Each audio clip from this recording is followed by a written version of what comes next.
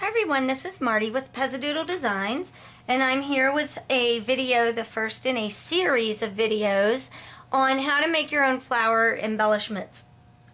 And I came up with this, well, I didn't come up with this idea, but I was thinking about this particular one when I was looking through the releases for CHA, and I believe this is something that Petaloo has come out with, or might be Webster's Pages. But anyway, these are very simple to make yourself, and I remembered making them several years ago, so I dug around and decided I would try my hand at making some more, and I wanted to do a tutorial for you. This is all different types of tulle.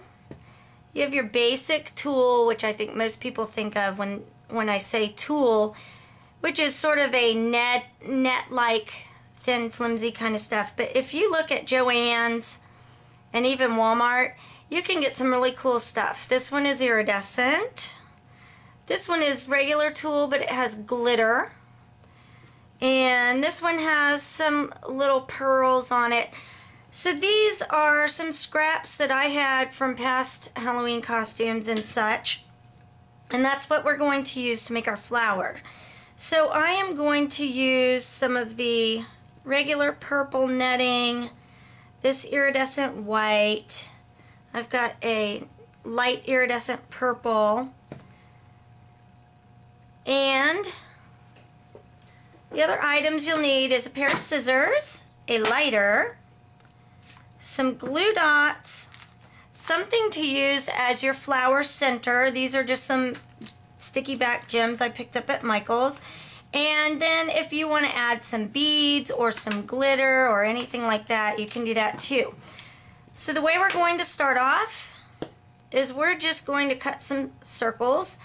Now if you are very particular about your circles, you can use a die cut, a Spellbinders die or something like that, a die cutter to cut these. But I just go around in a basic circle, and you want them to vary in size.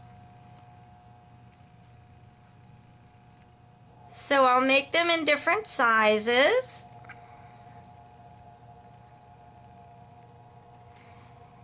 And that's really going to add to the flower when you do your layering. And you can cut as many layers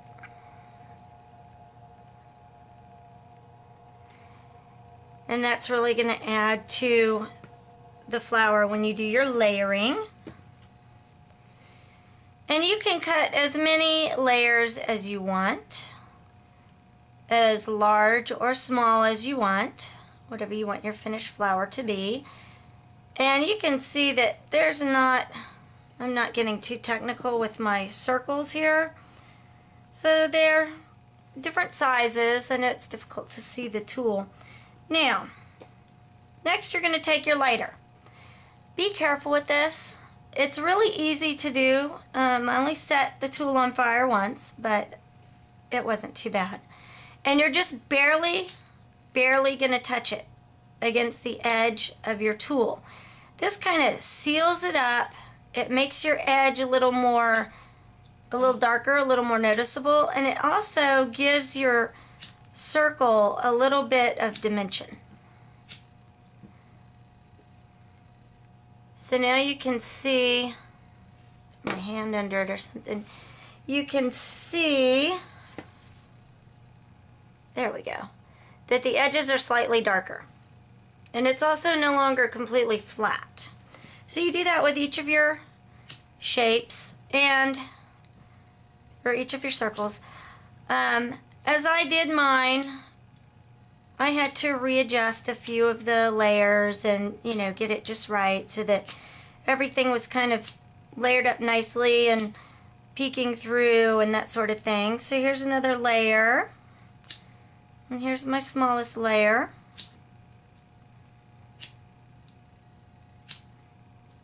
And then you just adhere these together with glue dots. Getting a little square here.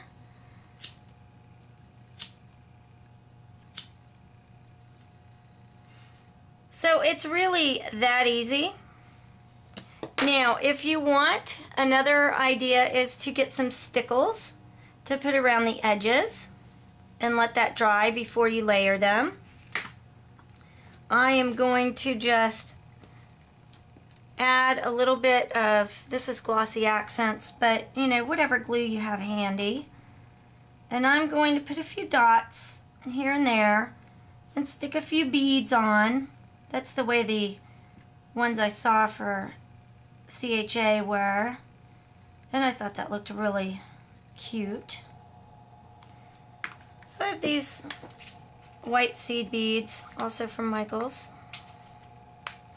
that I can just stick on there on those little spots of glue. That adds a little more to your flower.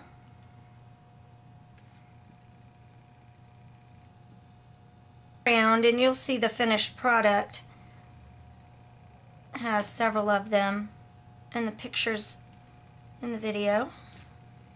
Then I just put glue dots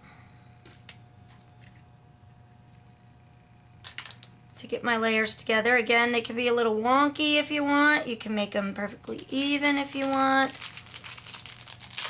And then for your centers, use a rhinestone, use a button, use, you know, even a charm or a pearl.